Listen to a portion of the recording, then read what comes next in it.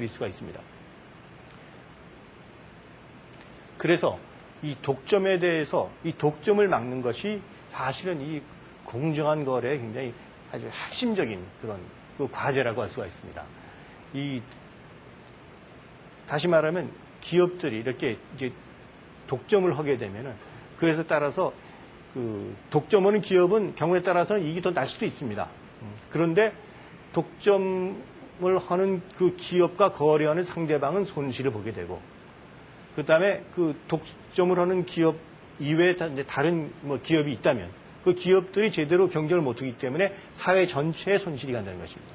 그래서 독점 자체에 대해서는 이것은 시장 경제에서 자유를 보장하면서도 그렇지만 이 독점은 막아야 되겠다 하는 것이 이제 그 경쟁 정책에 있어서 기본적인 전제라고 할 수가 있습니다. 그럼 독점이라는 건 어떻게 막느냐? 하나는 독점 자체를 아주 이제 금지해야 된다는 이제 그런 입장에서 비전하는 것입니다. 그래서 독점을 이제 시도하는 것. 예를 들면 경쟁 사업자들을 갖다 못 살게 굴어가지고 그냥 쫓아내는 거. 뭐 그런 것도 있을 수 있고.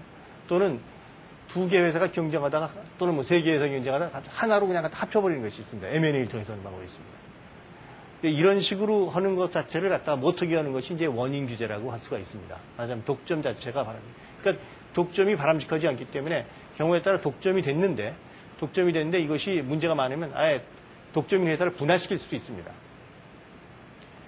이런 체제를 가진 것이 이제 미국, 캐나다, 일본 등이 이제 이라고 할 수가 있습니다. 반면에 그러한 독점은 허용하지만 그 독점 사업자가 어떤 그 독점의 어떤 지위를 남용하는 그런 것만 이제 막는 그런 방식이 있습니다. 폐해 규제라고 그래가지고요. 시장 지배적 지위를 남용을 금지하는 그런 제도를 가진 나라가 있습니다. 그것이 이제 독일이나 프랑스 또 이 등 유럽 국가들이 이제 되게 그런 형식이 되어 있습니다.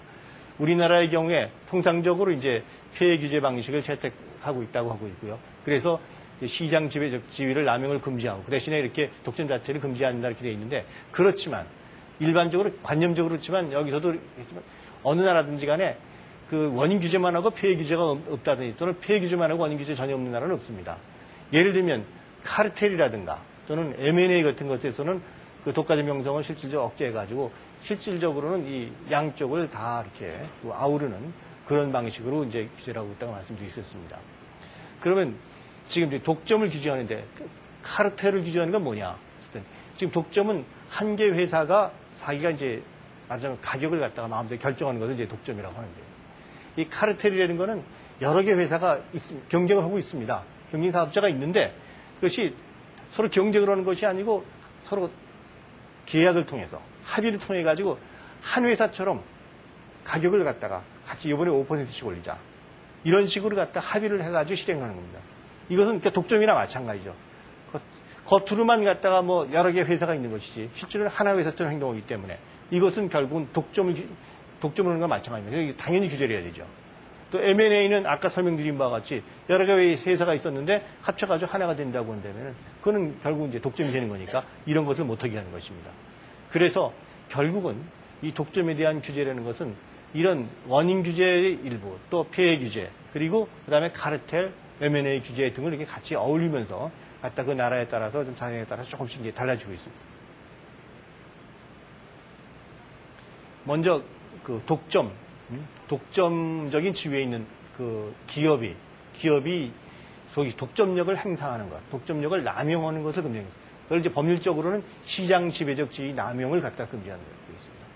그래서 이 독점업체라는 것, 또 시장 지배 사업자는 뭐냐면 가장 이제 기본적인 개념은 뭐냐면 시장에서 가격이나 수량을 자기 마음대로 결정할 수 있는 그런 지위를 얘기합니다.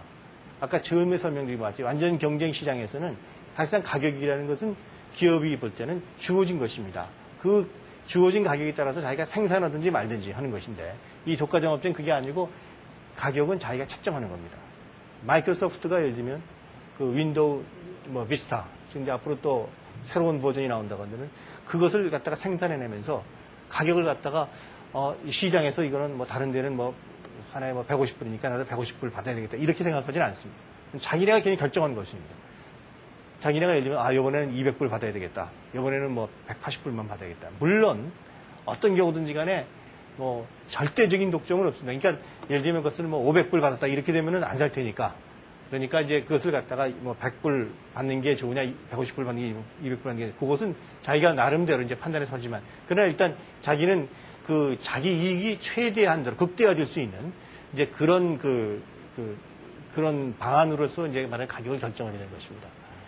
이제 이러한 그 독점 사업자의 경우에는 이제 어떤 식으로 이제 자기 그 지위를 남용할 수 있냐 하면은 이제 두 가지 방법이 있습니다. 하나는 거래 상대방을 착취하는 방법이 있습니다. 착취남용이라고 하는 것인데요. 가격을 올려가지고 가격을 정상적으로 이렇게 경쟁하는 그런 상황에서 그 책정한 가격보다 훨씬 높은 가격을 책정할 수가 있습니다. 독점이니까 마음대로 할 수가 있죠. 일단은 소비자는 거래 상대방은 뭐 사든 안 살 수는 있습니다만 살려면 그 가격을 주고 사야 됩니다. 왜냐하면 대안이 없기 때문에. 또 출고를 조절할 수 있습니다. 그것은 이제 물건을 갖다가 충분히 많이 공급을 하지 않을 수가 있는 것이죠.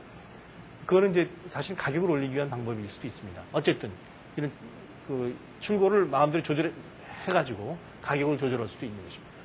또 하나는 이 시장 지배적 사업자가 경쟁 사업자들을 갖다가 못 살게 구는 것입니다. 그래서 경쟁 사업자들이 없어져야지. 그래야지 자기가 독점을 계속 유지할 수 있지 않습니까? 또 현재 경쟁 사업자가 없다 그러면 그래도 언제든지 경쟁 사업자 들어올 수 있기 때문에 그걸 못 들어오게 계속 이제 말하자면 견제를 하는 것입니다. 그것이 이제 배제적인 남용이라고 할 수가 있습니다. 그래서 진입을 방해한다든지 경쟁 사업자를 배제한다든지 또는 영업을 방해한다든지 이런 여러 가지 방법이 있습니다. 그래서 이러한 이제 여러 가지 행위들에 대해서 공정거래법에서 이것은 위법이다 해가지고 이제 처벌을 이제 하는 것입니다.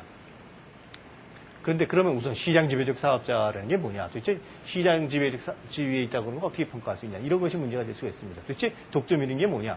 아까는 이제 하나의 하나의 시장에서 한 개의 기업만 있으면 독점이라고 했는데 실제로 이제 그런 경우 그렇게 흔하지가 않고요. 사실상 여러 개 기업이 있다 하더라도 사실상 독점인 그런 경우가 현실적입니다. 마이크로소프트만 하더라도 누구나가 다 독점이라고 생각하지만 거기에도 일부 애플도 있고요. 또 리눅스도 있습니다. 다만 그것이 굉장히 미미할 뿐이죠. 대개 현실의 어떤 소위 시장에서는 일부 정말 경쟁자들이 있기 마련입니다. 그래서 어디까지가 이제 그걸 갖다가 소위 독점 사업자로 볼 것이냐 하는 것에 기준이 필요합니다. 그래서 이제 시장 지배적 사업자의 경우에는 나라별로 좀 차이가 있습니다. 이제 미국 같으면 이제 시장 지배적 사업자는 원인 규제이기 때문에 이제 뭐 독점 사업자라고 이제 얘기를 하고요. 이제 우리나라 같은 법적으로 볼 때는 시장 지배적 사업자입니다. 그래서